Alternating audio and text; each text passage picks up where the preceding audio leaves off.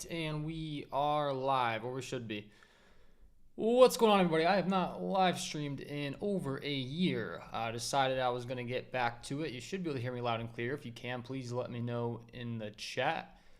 I'm going to be going through every single one of the apps that I cover today. I figured that'd be a fun little segment. Get some interaction going in the chat. If you have any questions and or suggestions, feel free to drop them in there. And we'll just talk about it. Let me know if you can hear me. Should be loud and clear, like I said. But we do have Prizepicks, Underdog, Parlayplay, Thrivefantasy, and the latest I'm going to discuss is going to be Sleeper, which is not available on desktop, but it is available on mobile. On the App Store, you should be able to add Sleeper. I've heard tons of good things. I finally did add it to my VIP package, and I'm going to be talking about it today if we do have any sort of questions revolving around Sleepers. So should be good. Going to be the first one I've done of this, so I'm just going to kind of roll with it. We can just kind of go game by game. I'm going to talk some MLB, some WNBA, and then I figured we'll just kind of let it flow with how the chat goes as far as questions and or suggestions. I can give you guys feedbacks on certain plays that you like, such as Mitchell. I see Abbott over 7Ks. Not a play that I'm on, but I can certainly look into that for you right now as we're live on stream here. 7 strikeouts for Abbott. So his K rate's been way up. I already know that for a fact. And now he's taking on Milwaukee. It has been a good matchup throughout the year as far as Ks. Let's see if Milwaukee's official lineup's out. I don't think it is, but we'll go ahead and check that real quick for you here. Let's see. Milwaukee, Cincinnati. Abbott, you're looking at about a 28.1% K rate versus righties, 34.8 over the last 30 days to lefties.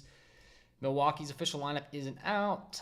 They have been K'ing quite a bit overall. So, yeah, I can't say I hate that play. As far as the odds are concerned, I'm sure that's probably a push number would be my guess.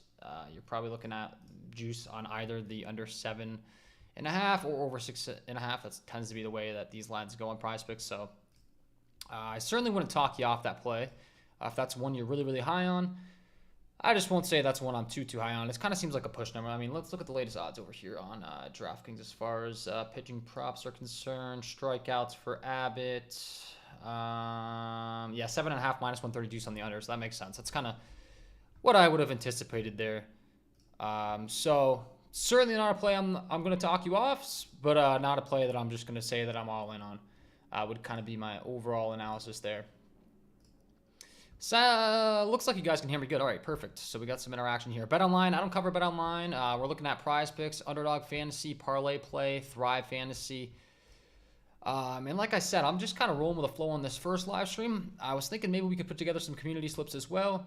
But also, I've covered a lot of Prizepicks on this channel, but not so much these other apps. So if you are someone that's playing on these other apps, can certainly cover that as well. But in the meantime, let's just let's do a little game by game here so we can get the flow going. On some MLB. Let's see here. And of course, I'm going to have to get used to this new setup as I just got used to my recording, but got 3 new screens going here. We should be good as far as stream health is concerned, like I said. So we got Braves, Rays. We got Blue Jays, Tigers, Phillies, Marlins, Yanks, Cubs, Rangers, Nationals. A huge slate here.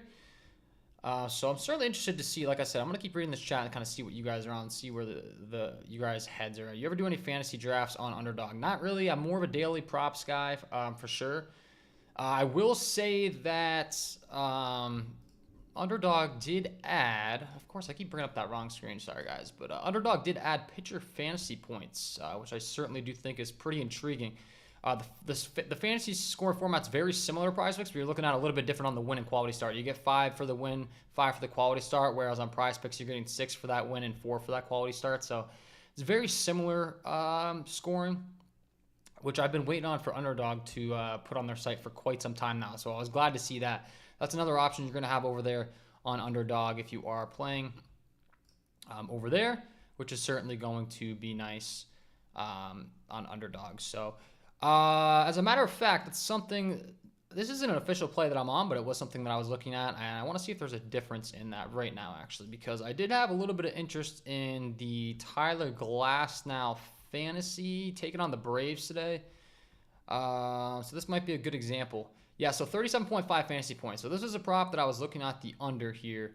on Prizepicks earlier in the day, and it did get bumped down. I think this could be a pretty interesting prop for you to be looking at. I'll just throw that out there. The Braves have a really, really good lineup, and Glasnow's fantasy score feels a little bit inflated to me right there. So that was a play I was looking at on Prizepicks specifically. I did end up going with some other Prizepicks plays that I really do like today, but I will just throw that out there as a free pick because I do think he could have some issues against this Braves team. This Braves team is absolutely stacked with talent.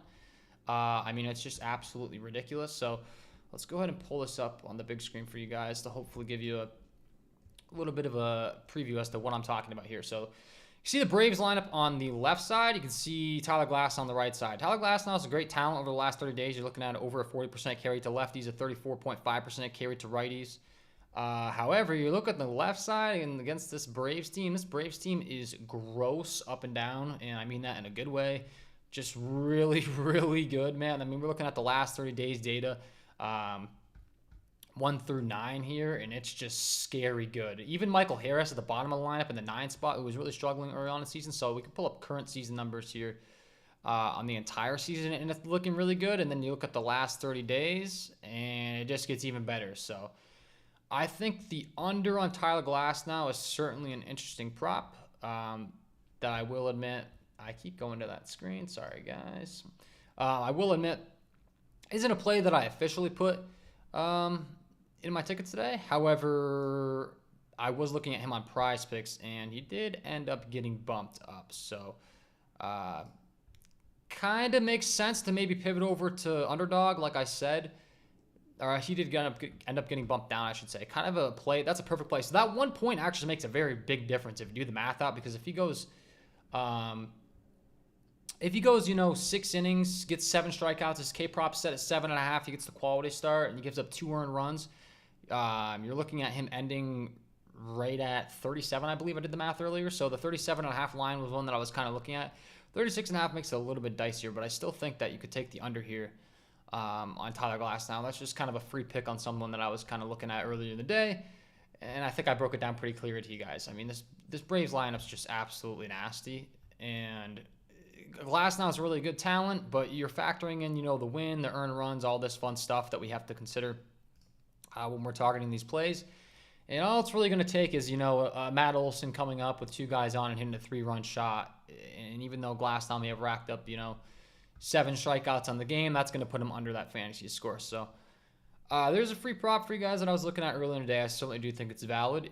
Like I said, it'd be more ideal if it was at 37.5 on Prizepicks, but we do have that availability now on Underdog with a fantasy score, which I do think is very intriguing. So there's a perfect example of finding value on different sites. That's kind of what I wanted this stream to be about. That's something I work on every single day. If you are a VIP member package of mine, if you haven't become one, that's something I'm trying to improve on even more in my personal game. It's just making sure I'm playing the best available value on the best available app, because there's so many options now. It's not just, you're not just limited to Prizepicks. You do have Underdog, Fantasy. You do have these other apps. Like I said, I'm willing to field all questions on that. And I think I'll be pulling up some Sleeper, because that's the brand new one. I just put that into my package. And it looks very fun. It is only available on mobile, which is kind of messing with me a little bit, because my research process is very dependent on zooming around on 3 different screens here. But the app looks phenomenal. I'm really excited to cover that. So if there's any Sleeper people in the chat, feel free to drop those Sleeper questions. And like I said, you can ask any questions regarding, any of the above of Prizepicks, Underdog, Sleeper, Parlayplay, and Thrive. Going to be covering all those on this channel and today. So I think Devers 8 fantasy score over is a good look. Yeah, so he's a perfect example of a guy that you might want to be looking to on some other sites, but I do like him today for sure. Just interested to see. So let's see. We got Devers on Prizepicks, hitter fantasy score. He's at 8.5 now, so they did bump him up even more, it makes sense. They're taking on the Oakland Athletics. They have a huge implied run total. The Oakland A's pitching staff isn't the greatest, and the Red Sox literally have the highest implied total on the slate. The only thing I mentioned with him is we did get some news that Sam Long's now going to be the opener for the Oakland Athletics. So, we're talking about a lefty opening for this game in the first inning or so, versus we were expecting it to just be Luis Mandina. So they're going to go lefty on lefty. I think that has a lot to do with the top of the Red Sox lineup. It makes sense. You got Jarren Duran, who's been hitting very efficiently. Yoshida, Devers, Verdugo, sometimes hitting up in the top of the lineup as well. So I think they're looking to combat that top of the Red Sox lineup with an opening lefty, which makes plenty of sense. So Devers, though, I certainly could get behind that play if you like the over. The only thing that Devers is lacking as far as fantasy score on Prizepicks is concerned that I really do like to target on Prizepicks is I really do like guys with stolen base upside on Prizepicks. If you look at the scoring format over here, you are looking at 5 points for every stolen base. So, a guy like a Ronald Acuna Jr., if you've been playing on Prizepicks throughout this year, has been an absolute cheat code because it seems like every single time he gets on base, he just swipes second base. It's just absolutely ridiculous.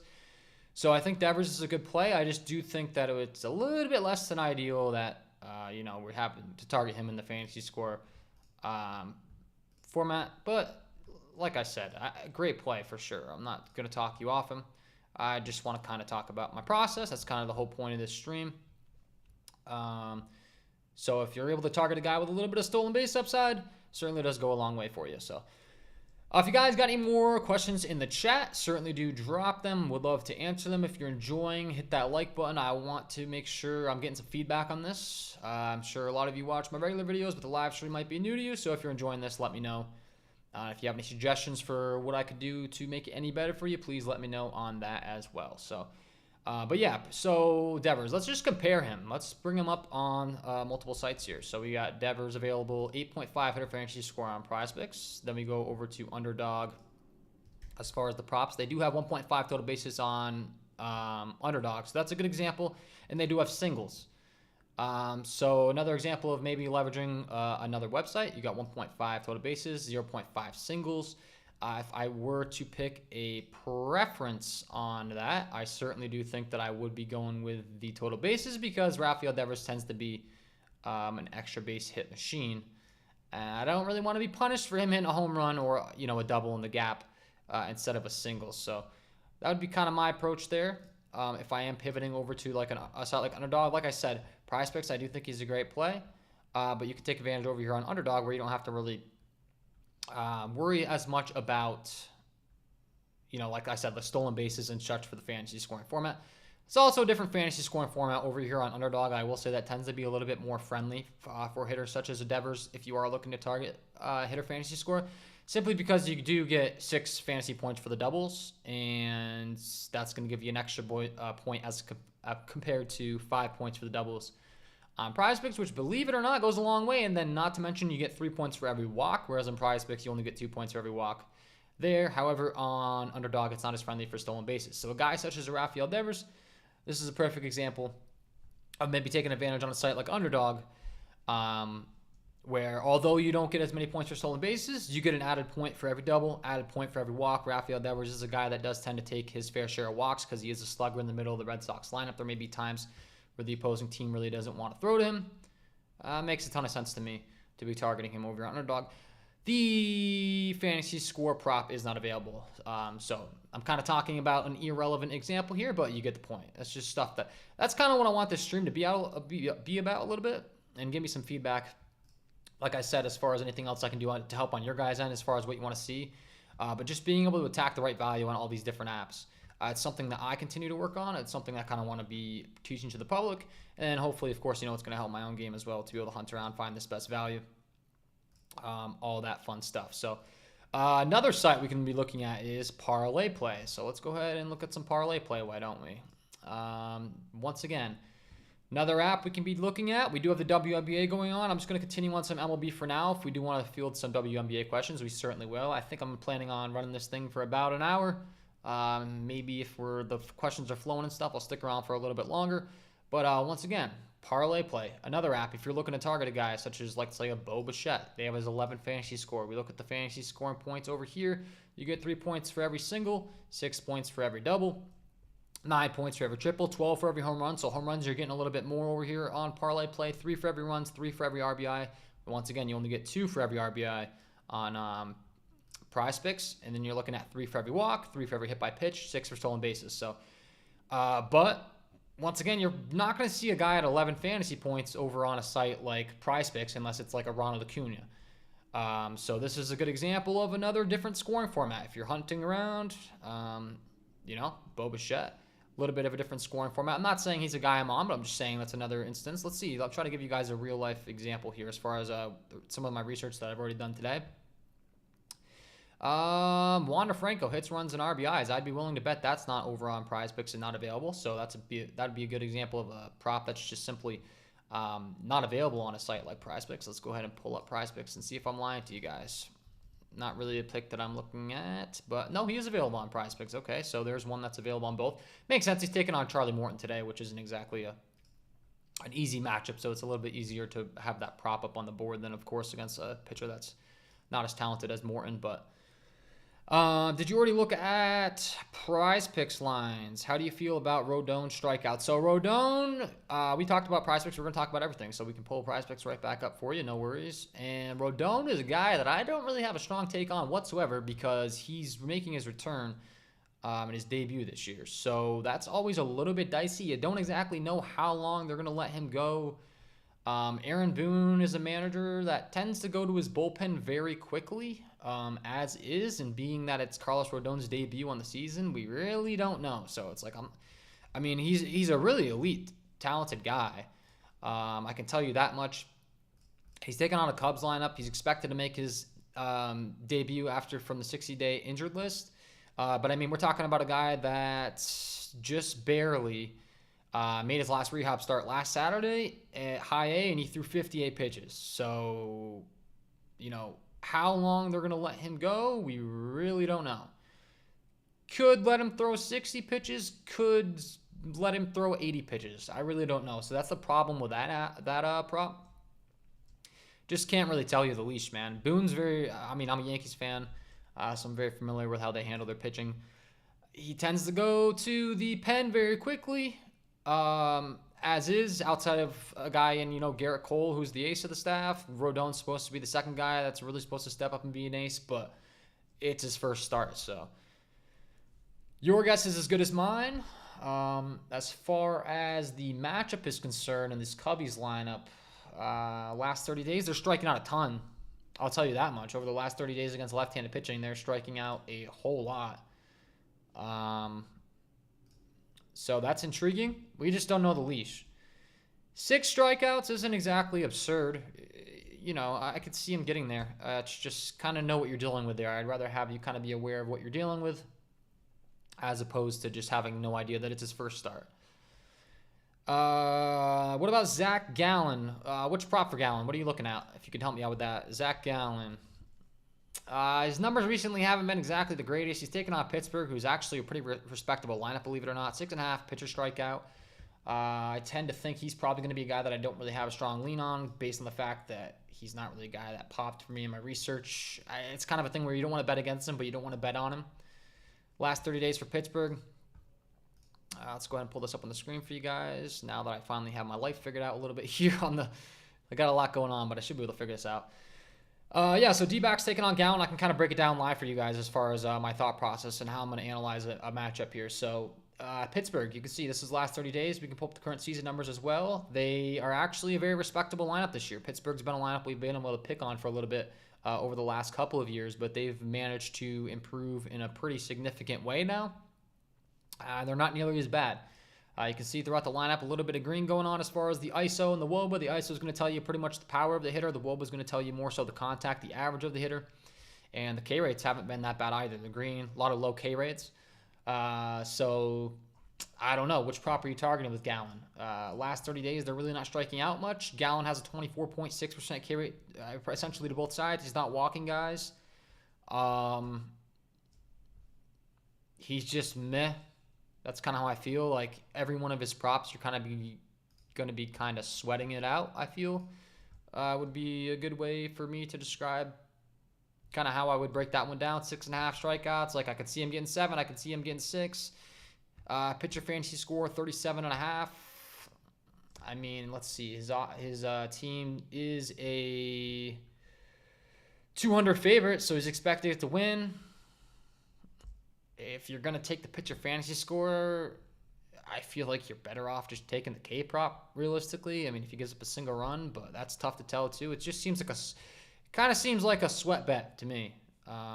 Would be my best way to answer that. Sorry, not to give you like a clear answer, but that's just the honest truth. Let's see here. Do you think Hunter Brown will cover his pitcher fantasy? His strikeouts, a lot of right-handed hitters. Yeah, he certainly is a guy that has a high strikeout rate, but he's had a little bit of hard contact issues too. So I was looking at him as well on the Prizepicks board. It's kind of interesting because his pitcher fantasy score is low enough to where it intrigues you a little bit. I get where you're coming from. Because if you pull up his pitcher fantasy score, I mean, we're looking at 32.5, which is pretty intriguing. It's pretty low for a guy that had like a 6.5 K prop earlier in the day. So I could see how you might be a little bit interested in that. But then you look at the hard contact numbers for him, and he's taking on Seattle, which although they do strike out a lot, they they do have quite a bit of power. For me, that's either a K prop or a stay away, I feel. And what's the latest K prop? I saw some action on his I did see some action on his Ks earlier in the day. It looked like it was at 6.5, and then there was some major juice in the under. It's still at 6.5 on Prizepicks, which kind of surprises me. 6.5. Let's see the latest odds on like DraftKings, for instance. Let's see. Hunter Brown. Okay, I did give up that back in 6.5. I was seeing some major juice in the under at 6.5. The juice is flying around. He was at 5.5 with major juice on the over. Looks like they settled in at some minor juice on the over at 6.5. That'd be the prop that I'd be going with. If I'm taking a prop with Hunter Brown, I'd be going with the over Ks. Once again, not really one I'm all in on, but I'd give you permission to go with the over 6.5 for sure. Not a prop that I hate at all. He does have really solid K stuff for sure. You're looking at a 25.5% clip to both sides. He's got a little bit of a walk issue to righties. But the Seattle Mariners lineup isn't exactly the most disciplined when it comes to, taking their walks. So that usually indicates they have some hitters that are going to chase throughout their lineup. So Hunter Brown, 6.5 strikeouts. Certainly do not hate that prop if you want to go with it. I would lean over for sure. So, I've got him right around 7 strikeouts in my head. So, as is always, these lines are set very appropriately. They're very good at setting these lines, so it's no surprise that it's going to be, a sweat a lot of times, right? It's going to be right there to the end. That's just kind of how these props apps do it. They're very good at what they do, so it makes sense. But I'd be going with the over 6.5 for sure. I'd give you the green light on that. I don't think I'd touch fantasy, just because of that. Like I said, that the hard contact issues. He might get you 7 strikeouts with 4 or 5 earned runs, and you're not going to be happy. So that's just my personal opinion. You can make the argument that he could get strikeouts and still clear this pitcher fantasy score prop as well, but he's also not really a heavy favorite. If I'm targeting pitcher fantasy score, I really like for his team to be heavily favorited, so he's going to get that win bonus. And you're looking at some pretty even odds on that game, I believe. 112 favorite, like barely favorited. So for me, I'm going K-prop on that. What about Matt Olson? Wait 1 sec. I think I'm skipping on something. Abbott under 7.5 too risky. Yeah, I would say that's too risky. I'm either going over on him or staying away because Milwaukee does strike out a ton. It's certainly not a spot that I want to be taking the under on, and he is at 7.0 even. So for me, I feel like that's a push number, like I kind of discussed earlier. However, if I am targeting him, I'm certainly going to be going with the over, not the under. Or I'm just going to stay away because he does have that nasty K stuff. Like I already pulled up the numbers. You're looking at some pretty high numbers for him. The K category, especially as of late, you're looking at a 28.1% K rate to righties, a 34.8% K rate to lefties. He also doesn't walk guys. So, like I said, I could see it being a push situation where he ends up getting you 7 even. But it's certainly not a spot that if at the 7.5, I want to be taking the under on. I wouldn't feel comfortable with that. So I'd stay away from me. Oh, thanks. I won't touch Zach Allen. No problem. You probably can't even give in just because hard to rally research. But Dubon over 0.5 Ks against Castillo. Castillo's K rate's been kind of down as of late. My guess is off the top of my head, no. Let's see. Seattle, Houston. Dubon only strikes out 10% of the time. Castillo is striking out right. He's at a 28.1% clip, but he does have a walk issue. That's going to have to be a toss-up for me. That's not one I feel confident going either way. I mean, he is the leadoff hitter, so you're going to have more opportunity. The Seattle Mariners do have a really nasty bullpen, so you can make an argument that he's going to strike out. But for me, I feel like there's probably better spots out there for you to target, personally. What about Matt Olson? What about Matt Olson?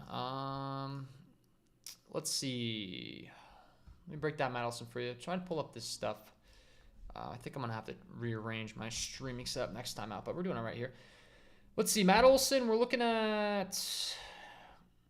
we're looking at a matchup with Tyler Glasnow, who... Yeah, that's not going to be the best matchup for Olson. I mean, I don't know what your question is in regards to... I just wanted to break it down live for you. But Matt Olson, a guy that has a ton of power, really good. Strikeout rate has been way down for him as of late, but you're looking at a 40.4% K rate versus lefties to Glasnow. Glasnow also gives up a ton of power, though, to the left-hand side of the plate. So Olson's a guy that, like, if you're looking to bet on a home run prop with some crazy odds, I wouldn't tell you not to, but you could be looking at him striking out the whole game as well. So it's going to be kind of an all-or-nothing spot for Olson. Not really sure what your question is, but that's your answer. I mean, Olson's either probably going to get into one or he's going to strike out, or he's going to walk because Glasnow also does feature a 10.5% walk rate to those lefties. So you're looking at a high upside, high risk or reward option as far as Matt Olson today would be my best answer for you on that one. As far as his props available on Prizepicks, 7.5 hitter fantasy score. Once again, not a very strong lean whatsoever. He's in the Trop. It's one of the worst hitting environments. He's taking on Glasnow, who either walks, strikes you out, or gives up a bomb. So take that for what you will. 3 favorite Prizepicks props. I mean, I already have a bunch of premium picks released, but I can't just be giving those away just strictly out of respect for the people that pay for my premium. But I will tell you, one pick that I did discuss earlier that I did not end up releasing to the premium, but I do think is a really solid pick would be the under on Glasnow Fantasy. I did like it at 37.5 though, and he did get bumped down to 36.5. But I did mention that if you were able to take advantage over on Underdog, they do still have his fantasy score available at 37.5. And Underdog just barely started offering fantasy score props for pitchers. So I think that's a unique situation where you can actually go ahead and take advantage over there. It's 5 points for the win, 5 points for the quality start, -3 for each earned run. It's pretty much the same scoring format outside of the fact on Prizepicks you get 6 points for the win and 4 points for the quality start. So you're looking at a very similar scoring format. You're pretty much looking at that same 37.5 prop that I had discussed. I had some interest in earlier. So I do think that Tyler Glasnow is a really good one to be looking at. But I mean, if you're bringing up props and we kind of break it down together, and I have a strong lean, I will notify you of that. I don't mean to rob you of actual picks. I'm going to give you a pick. So it's just kind of meant to be more of a conversation stream here. So if you bring it up, I'm going to break it down for you precisely. And if I do feel I have a strong lean, we'll let you know. Maybe we can find some picks together live on stream. So I don't mean to let you down. I'm just saying that's kind of be the vibe for this stream. I will answer very specifically. I'll help you out. I'm just not going to be giving away my premium plays for the guys that do pay, just out of respect, if you know what I mean. Manoah 4.5 Ks is a steal. He's been sucky. I'm not gonna lie, man. Alek Manoah stinks. I am not an Alek Manoah fan. I will make that clear. So I don't like him. I am a Yankees fan. He has a little bit of a history with the Yankees, but just strictly, that has nothing to do with when it comes to props and stuff. I don't let my own fandom and stuff get in the way. I'm pretty non-biased. It's all statistical. It's all process. 4.5 strikeouts. He is taking on a Detroit team that does strike out a ton, but if you look at his metric on the season, this guy's just been so god-awful, man. I mean, he's really genuinely been bad. I have always thought he's been a little bit bad, honestly. I've always thought he's been a little bit overrated. But this year, there's just no denying it. He's been that bad. We could pull up his numbers just so I can, once again, confirm that it's not just me talking, out of fandom or anything here. Alek Manoah current season, you're looking at only a 15% carry to lefties, only an 18.7% carry to righties. He's got a terrible walk issue to both sides of the plate. He's given up pretty much a 200 plus ISO to lefties and righties, a 390 WOBA higher to lefties and righties. It's been bad. Don't get me wrong, the Detroit Tigers are not exactly the strongest team. They do have, decent amount of strikeouts throughout the lineup. The last 30 days, you can see, though, they haven't been striking out as much. And once again, I just think there's better spots on the board for you to go to. I would not be encouraging you to put your hard-earned money on Alek Manoah. That's just my personal opinion, and I think I did break it down for you. If anything, it's kind of tough to rely on the Detroit bats as well as the only thing that kind of stinks. But, I mean, they do have his 2.5 earned runs allowed up. But once again, I don't think that's someone. Okay, there's a good example. So, like I said, we're gonna kind of do some on the fly props on this one. So there's one prop that I was looking at that's not an official play of mine, so I don't feel bad at all releasing it to you guys here. And it was a Detroit Tigers bat who's been hitting very effectively as of late. And that guy is Kerry Carpenter. So he's a guy that I think that you could be looking at over here on Prizepicks. Kerry Carpenter, 1.5 hits, runs, RBIs.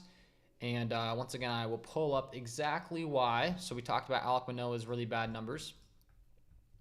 And Kerry Carpenter has been really good as of late. So Alek Manoah has been struggling against lefties since he came in the league, like forever. So we're looking at the last 30 day stats. We can look at the current and last season stats here, which you guys can't see in the frame, it looks like. But I can see it. Anyway, so you're looking at a 327 WOBA given up to lefties. He's always struggled against lefties his whole entire career. Kerry Carpenter on the current season has a 230 ISO with a 346 WOBA, only a 24.8% K rate. And then you look at the last 30 days, he's been really raking. He's got a 250 ISO with a 395 WOBA, 21.5% K rate versus those right-handed pitchers. And then we're looking at the implied run total, 4.25 for the Tigers. That's decent. But I do think that Kerry Carpenter in the 4 spot is a nice little prop for you guys. Like I said, that's a perfect example of you kind of talking or asking me a question and that play just kind of coming to mind based on my earlier research. So there's a free pick for you guys. I do think Kerry Carpenter could hit his hits, runs, RBIs. It's a little bit less than ideal being in the Tigers lineup, but I mean, a lot of times you're not going to get a hits, runs, RBI prop for, in a loaded lineup. It's nice when you do, if you get it in a Braves lineup or a Dodgers lineup or a team that's really, really loaded. It's always nice to be targeting those props because they're surrounded by more talent, more backup, more protection around them if you're not a baseball guy. When you have good hitters in front of you and behind you in the lineup, it does help you. But I do think that Kerry Carpenter is an interesting pick. I just pulled it up. Like I said, he's been raking. I mean, legitimate numbers. 250 ISO, 395 WOBA. Only 21.5% K rate, and Alek Manoah has traditionally really struggled versus left-handed bats. He's in the 4 spot, so ideally, the leadoff runner should be able to get on base for him, even though he's on the Tigers. I do think the over on Kerry Carpenter is a pretty interesting one there for you. So, Brown has 103 Ks in 91 innings, not bad at all. Yeah, I'd like to be. I don't really look at. I mean, looking at a longer sample size certainly is important, but I will tell you something that has helped me in a long way this season, this MLB season specifically with the pitch clock. There's been a bunch of crazy different metrics that have been going on, some trends that I've noticed. I have been much more reliant on recent trends data, I will say. When I say recent trends, I'm not talking about pulling up the Prizepicks app and looking at the last 5 results. That's not what I mean. I'm talking about underlying metrics, deep, detailed metrics on the K rate versus both sides, swinging strike rate. Strikeouts versus the opponents, the deep stuff, not just the pull up Prizepicks trends kind of thing, but you get what I'm saying. Last 30 days has been data I've been really relying on, so. All right, guys, yeah, last minute stream, haven't been doing a lot of these. Looks like we got about a little over 20 people in here. We got 8 likes. If you can hit the like button, it would be greatly appreciated. I'm going to continue to crank out some answers to these questions. I might pull up Sleeper here in a second. I did do some tech work so that I should be able to link my phone up and we can actually pull up the Sleeper app on screen. So that was going to be a goal of mine to kind of introduce the app because that will be a new one that I'm covering. And they have a crazy amount of props available. So I did kind of want to highlight that for you guys, and that might be a good time to do that. So let's pull it up. I will continue to answer your questions. Don't worry. I just do want to see if we can talk about some Sleeper here. So we're going to do that. Let's see if I can pull up the phone here. Yeah, we should be good. And yeah, let's talk about it. So, Sleeper. So if you have not checked out Sleeper, you can get a instant match on your first deposit up to $100. But I wanted to be talking about this because this is crazy even for myself. I have been exploring this app all day to try to get used to it, all yesterday to try to get used to it. They got a whole bunch of different apps or a whole bunch of different props going on. If you're a big props person, you can see as we scroll along, they got home runs, hits, bases, hits, runs, and RBIs. We got Ks, outs, hits allowed, earned runs. You know, the same stuff, but the availability has been a lot higher as far as a variety of props over here, I will say. Like home run props is not available on Prizepicks. So if you're someone that likes to bet on some home run props or maybe to look at taking under on, 6-7 different guys on home runs, Sleeper's going to offer that for you. Once again, we do have pretty much every single prop you could possibly ask for every player. So like, who's a stud? Let's go to the hot picks. Let's look at the ones people are really liking today. So Corbin Burns walk seems to be a popular one. Tyler Glass now hits allowed. I'm sure there's a lot of people taking the over on that. Makes sense taking on the Brave squad that we had talked about earlier. That's really talented. We got Ellie De La Cruz with hits. So, you could take Ellie to maybe just get one hit. That's going to be a prop you're probably not going to be able to find on Prizepicks or these other props apps. So that's just another one that I wanted to pull up. But yeah, this app is insane. I personally am still getting used to it. You got a multiplier on each and every single app. Each and every single prop. So you know what I'm saying? The Luis Castillo strikeouts, when you hit the over on that, it's going to be 2 extra money. And then you're going to combine it with the other one. It's going to add up and complete your ticket. So for instance, if we were to take Luis Castillo and Verlander, 2.0 plus the 1.77, you're looking at a 3.5x multiplier on that entry. So Sleeper is looking like a great option. I did just add it to the KJK DFS VIP member package if you are looking to sign up for that. You can use the promo code KJK DFS. If you have any questions, feel free to drop them. But I just wanted to pull it up. I feel like I'm probably not even doing the app justice because I'm still getting used to it, like I said. But there are some crazy amount of options. We got fantasy points here on the end for both pitching and hitting. Stolen bases, triples, doubles, singles, walks, all of the above. Strikeouts, like I said, you're going to find some of these on other apps.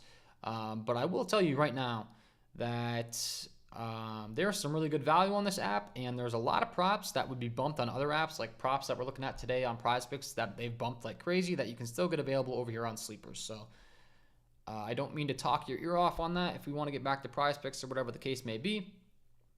But I do think this app is amazing, and I am looking forward to playing on it. And I do have some picks available today if you do want to check that out. And I will be able to answer questions now in regards to the app if you do want to ask them in the chat. So that's kind of my little introduction to you guys on Sleeper. That's going to be something I'm going to be wanting to talk about a whole lot more on the channel because it, quite frankly, looks awesome. So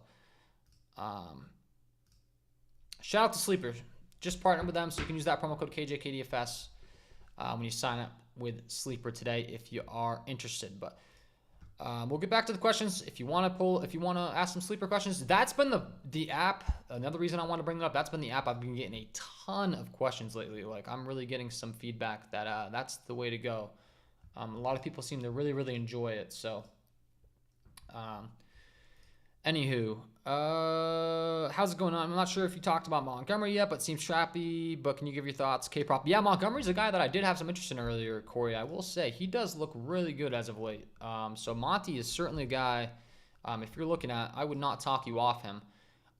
There's some juice on the under at the 5.5, and I got to be honest with you, I don't really know why. Baseball seems to be the one sport. I back odds. There's a reason that sports odds exist. These books spend thousands and thousands of dollars to create these odds. But I got to be honest, baseball is the one sport I'll go with my metrics over the odds. Like sometimes these odds just get to me. You look at his last 5. Once again, every single matchup is different, guys. I am not one to promote just pulling up last 5 game logs. I'll continue to repeat that because I think it's very important. If you're just doing that and that's your process, that is a problem. But when we pull up the underlying metrics for Montgomery lately, they've been really great as well. So it's not just a trends thing here. I mean, the guy's been legit. And the White Sox really aren't that great. So if you want to go with Monty, I would certainly tell you that you could do so. Here's the White Sox in the current season. You can see the strikeout rates aren't really too absurd, but then over the last 30 days, they're getting even worse. Starting to see a lot of strikeouts to the heart of the order, the bottom of the order. Monty on the last 30 days, you're looking at a 23.8% K rate to righties, a 30% K rate to lefties, only a 7% walk rate. He's got really good ground ball stuff. I mean, it makes a ton of sense to me, like I said. And also, I would say, let's see, what are the latest odds as far as that game is concerned? 110. So he's not really a big favorite. Cease is obviously a very good pitcher, so you're not really looking at a hefty favorite as far as the game, but yeah, I would take Monty's over 5 strikeouts. I think I think you're getting a pretty good deal on that. The odds do not agree with me. But like I said, I'm not really one specifically with baseball. If my research is really telling me one thing, and the odds are, I feel that strongly about it, I don't care. I think worst case scenario, he pushes. That's kind of the vibe I'm getting from this. White Sox have been striking out a ton. His K stuff is really great. He's not walking people. You could certainly make an argument for the fantasy score. He's hit that very frequently as of late at the 29.5.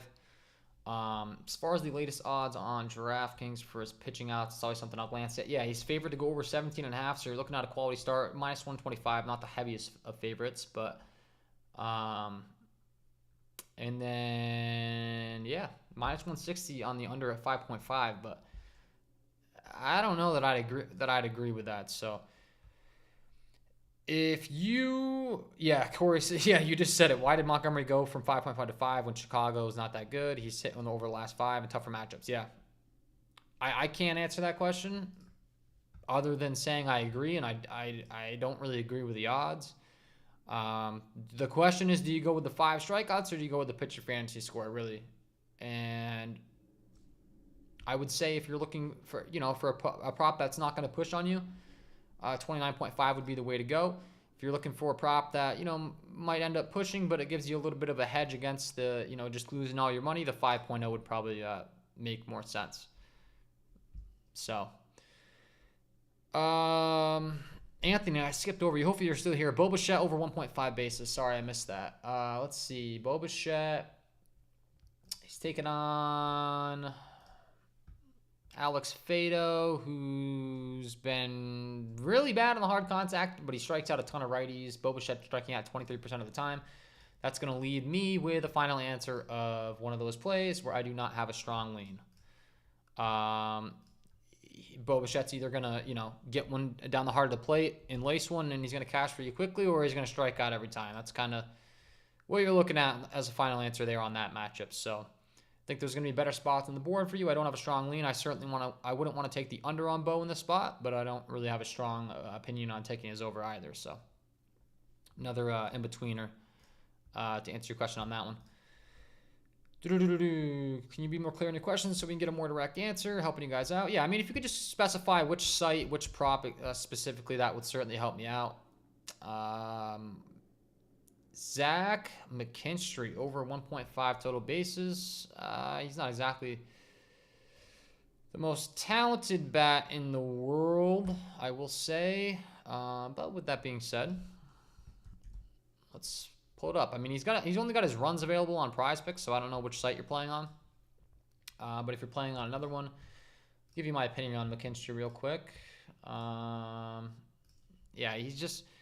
he is a lefty, and Alek Manoah stinks, like I said. But McKinstry's not the best either, so you're looking at, once again, another just like not a strong opinion prop for me when it comes to McKinstry. If you feel strong about it, go for it. Like I said, Alek Manoah is not good. He's specifically against left-handed hitting. He's always struggled, and his numbers this year have just been that much worse. So if you want to go with that, go for it. Detroit Tigers team total under. Been cashing. Yeah, I mean, they're not the greatest lineup, so that makes sense. I took Glasnow's K's, but the more I think about it, the more worried I get. Yeah, Jack, I hate to tell you, man, but that's probably not a prop I would have taken. I mean, it's Tyler Glasnow, man. He's elite. He could definitely hit for you, so I don't want to tell you you're crazy. I kind of pulled up his rates earlier. He's got gross stuff. I mean, we're talking, 40+% to both sides, pretty much. upper 30s against righties, 40% versus lefties. But the problem is the Braves just don't strike out this year. The Braves have been an elite lineup the last 3 years, and literally their only weakness has been that they struck out a ton. They had a bunch of free swingers, a guy like an Austin Riley, a Ronald Acuna, a Marcell Ozuna, all these guys really free swingers. I don't know if their hitting coach or their team just decided they were going to take a different approach this year, but if that's the case, it's certainly showing. I mean, they're not striking out like they were over these last couple of years. They've been a different team. They've always been nasty. They've been, power or strikeouts. Last year, there were a lot more strikeouts to be had in this lineup. You can look at the current season. You can see the strikeouts through the heart of the order are a little bit higher than they have been over the last 30 days. But I think that just kind of proves my point of I think there's been an adjustment in approach to this team. They don't really want to be an all-or-nothing team. I think you could certainly make an argument that they've been eliminated from the postseason a couple of times with the same lineup taking that approach, and that they decided, we're not going to be that high strikeout team anymore. We're going to shorten up our approach a little bit, gets less strikeouts, all that fun stuff. So let me know if you guys have any more questions. I'm going to continue to field the chat. Thanks for the response. No problem. Sandy over 1.5 walks. Last year struck out so much. I loved it. Yeah, that's what I'm saying. It's just like, I think there's a clear change in strategy from that team, and it's really shown. I mean, they look good this year for every aspect, man. They're stealing bags. They're not striking out. Andrew Abbott under 2.5 earned runs. Yeah, I think you can go with that. I think we discussed that earlier. As far as the Milwaukee team's concerned, and Abbott's really not giving up a lot of hard contact. Yeah, I don't know, though. I will say the one thing that the Brewers have is power. There's going to be a lot of swings and misses, but they've got some guys that have been hitting some really big power numbers versus left-handed pitching. So I guess that's your little bit of a warning there. All right, guys, a lot of baseball. Do we have any WNBA people in the chat? We can swap it over to that. I mean, we're looking at about another 10 minutes as far as what I planned on going here, but it's the first stream. I know I've been a little bit inconsistent with the videos, so, no worries as far as that's concerned. I'm kind of understanding that maybe people not knowing that I'm streaming today, but if you're liking this, let me know by leaving a like. I really do greatly appreciate it. You can leave a comment, and I will answer your questions. WNBA, as far as the early game, we are dealing with a lot of injuries because we do have multiple ladies that are listed as questionable. For the Mystics, so, Natasha Cloud, Elena Del Don still listed as questionable. That's really, really significant news, obviously. They're two of the top premier players in the league, premier players in their team. So with us not having that injury news, it makes it a little bit difficult to analyze this Washington squad. But there are some other spots that we really certainly do like. We do have no Diana Taurasi for the Phoenix side as well. That's another piece of injury news that we should mention. That's certainly going to raise the usage rates for, people such as a Cunningham, a Turner, a Jefferson, a Sutton. That's certainly a spot where I don't have a strong take on analyzing who's going to get that usage bump, though, because I don't think we've really seen that. And like I said, I just don't have a strong take, so I'm not going to sit here until I do. But you just got to kind of be aware of these things as far as injury news is concerned before you just go ahead and start locking in these picks that may look good over the last 5. You go to the game logs over the last 5, they haven't been hitting, and then, you don't know that there's multiple players on the team out. So a good example would be like Brittany Griner, for instance. Not saying that I have a strong lean on this prop. I'm not on her prop at all, but she's been all under for the last 5. And we now do have no Diana Taurasi. So, obviously, it's going to be a usage bump to multiple players. Could be Brittany Griner stepping up. I don't have a strong take on that whatsoever because I don't think we've seen it enough. We don't have a large enough sample size to really break that down. Do we even have a single sample size? Let's see if I can pull up a little bit of the trend data here for you guys. So we can, like I said, it's going to be kind of the point of this stream is I'm going to be able to actually break this down for you guys live versus the videos where it's got to be a little bit more planned out. But let's see. Phoenix rotation. Team trends, last 15 games. Has Diana missed any of these games? I mean, right here, you're looking at big minutes for Sug Sutton. She played 33, 32, and 35 respectively in these games where there was no Diana, but there was also no Griner. So these 3 games, there was no Tarasi and there was no Griner. So, you know, it's a little bit difficult to tell, you know, how extreme these minutes are even going to be as compared to when there was no Griner as well. But you were looking at Sophie Cunningham, big minutes, Michaela Ani or where? Sorry, I'm going to butcher that name, but Brianna Turner, Mariah Jefferson. Being that, you know, Tarasi's a guard, I think you're going to be seeing more of the guards, of course. So, you know, Sutton's going to get a minute boost, usage boost. Mariah Jefferson's going to get a minutes and usage boost. So I think those are the 2 you could certainly be looking at. Sophie Cunningham, Brianna Turner, Michaela Anywhere, like I said, they're on the wing. But it's so tough to tell. We haven't seen this, so it's tough to really tell you who's going to get that minute bump. But it's certainly something that we want to be bringing up here, just so you guys know as far as the minutes are concerned, the rotations and stuff. Maybe you're looking at the last 5 game logs and you have zero idea that these ladies are out tonight and you're locking in picks. I just kind of want to make that known. We are dealing with a little bit of injury news around the WNBA tonight, so. Let's see. Let's keep the questions coming, guys. I'm gonna help you out for at least another 5 minutes. If the questions keep coming, I'll stick around a little bit longer, and then I gotta bounce out of here and finalize my plays for the premium and all that fun stuff. Lock in some final tickets, maybe. I think I'm all locked in for today, honestly, but overs on Atlanta versus Sky, high total, close spread. Yeah, I don't hate that whatsoever. Let's go ahead and break down those 2 teams so you can get a little bit of a idea as far as how they play. So let's see. You want Chicago and Atlanta. I will say that Atlanta is the fastest paced team in the entire WNBA. They come in with a 102.77 pace metric. So if you're looking to target Chicago players, this is a great spot for them. Chicago comes in as the 10th fastest paced team in the league. So you want to be looking for pace up matchups. Obviously, if you're targeting over, so in this case scenario, Chicago is playing a team that plays a lot faster than them. So, you know, it certainly makes sense to be targeting some Chicago overs. On the Atlanta side, even though it's a high total, you know, you can make an argument that they might not have as good of statistics as they have had in some other games because Atlanta's the fastest paced team in the entire WNBA anyways.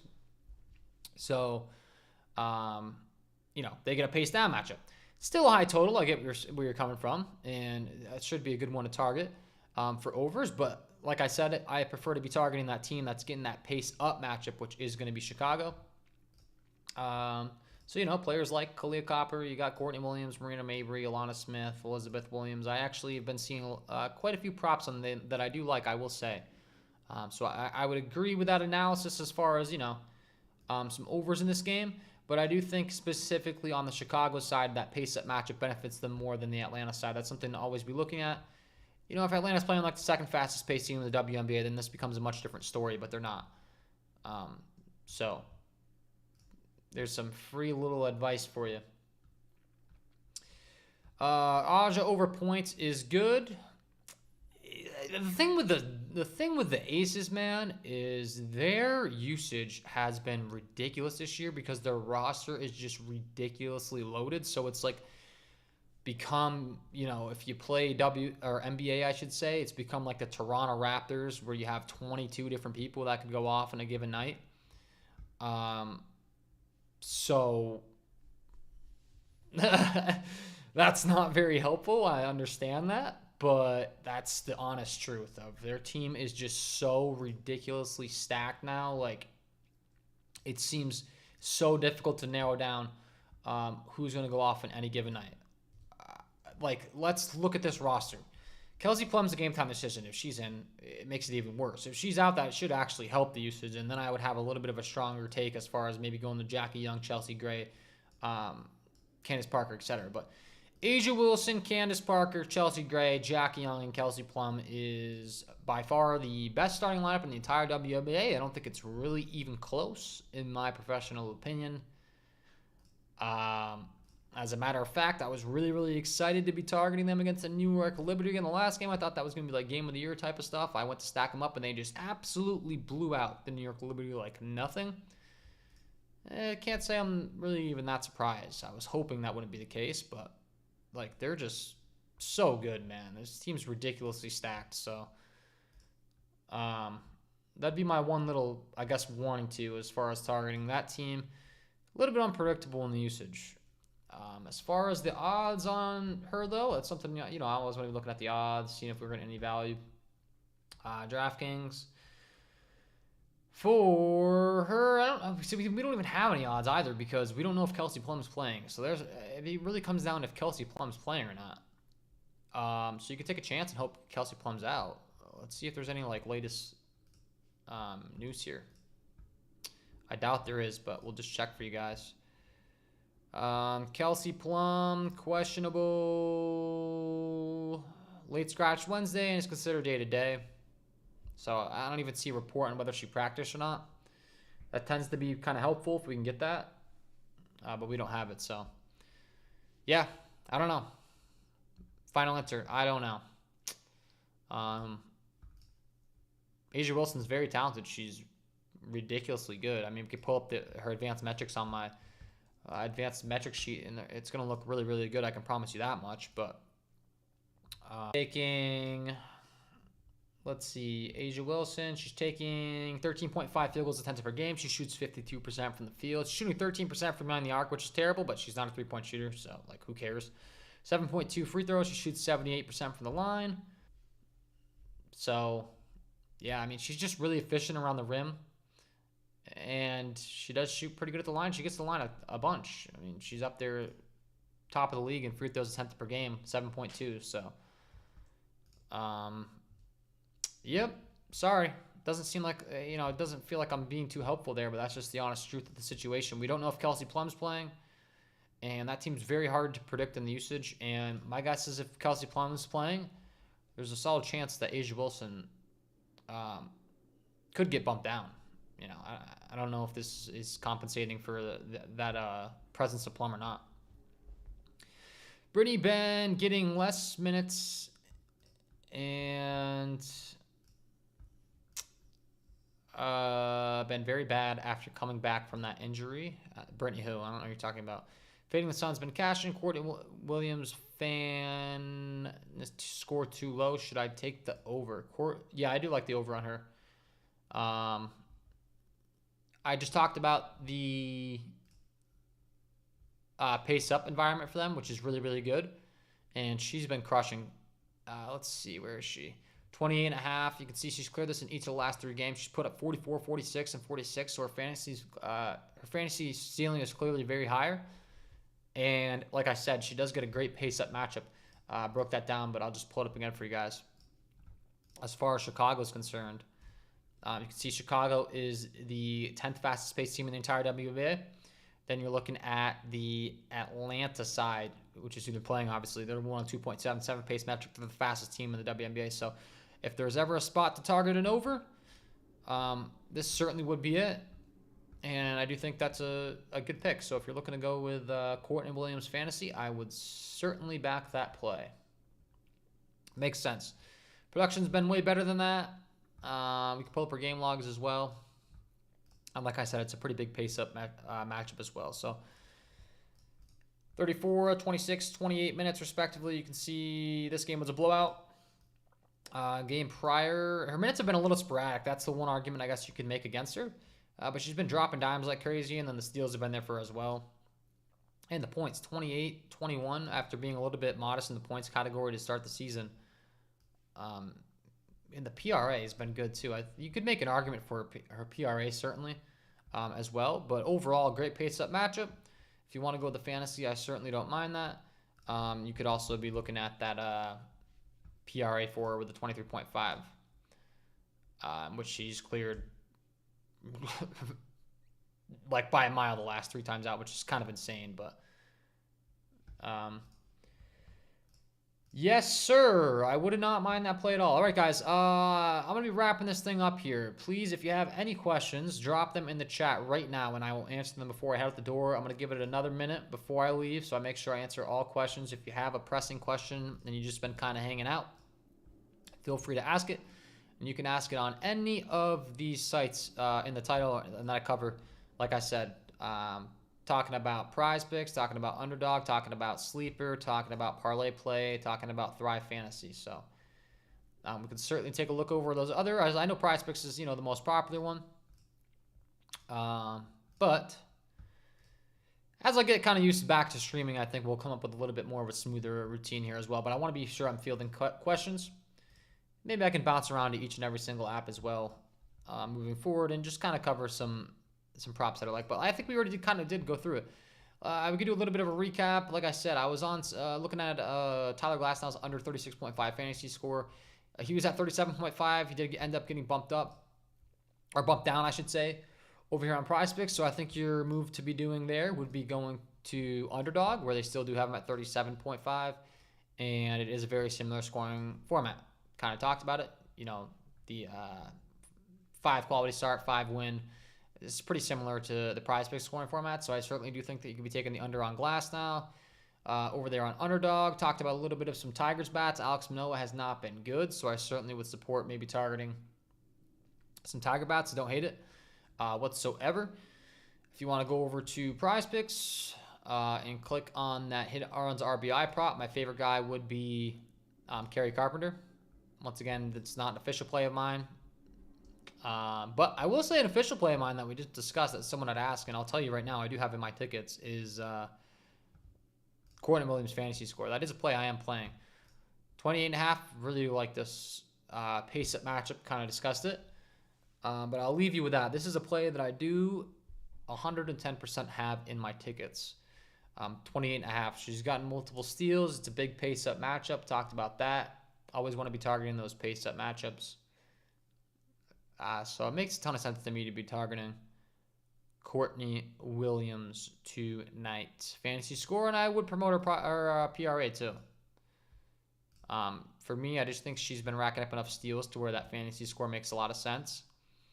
But the PRA looks pretty juicy as well. If you're playing on another site besides Prizepicks, I certainly think you could go ahead and go with that. But can you guess why Hunter Brown outs is off the board on Prizepicks? Yeah, sure. I'm going to guess that it's because the odds were way too good, one way or the other. What was his line posted at? Outs recorded. He's even odds at 17.5. So I'm guessing they had him posted at like 16.5 or 17 or something. So I took him off the board, but I could be wrong. I mean, he's even odds, so I don't see another reason as to why he would be off the board. So, all right, guys, I'm going to bounce out of here. If you enjoyed, please hit the like button. Really does greatly help out. I'm going to try to be doing these live streams more often. If you enjoyed, please let me know on your way out the door so I know that you did enjoy, so I know that I can continue doing them. Viewership wasn't exactly the greatest, but can't say I'm surprised. Like I said, I kind of have to make this a routine so people actually know I'm going live. 17.0, yeah, so his odds are even at 17.5, so the reason he got pulled off the board is because they just messed up on the odds, so they pulled him off the board. They should have had him at 17.5, so that's why. Yep, makes sense. Went up to 17.5. Makes sense. All right, guys, so I'm going to bounce out of here. Hopefully you enjoyed. If you did, hit the like button on your way out the door. Thanks for tuning in. Wish you guys all the best of luck on your props tonight, and we will see you in the next one. So, peace.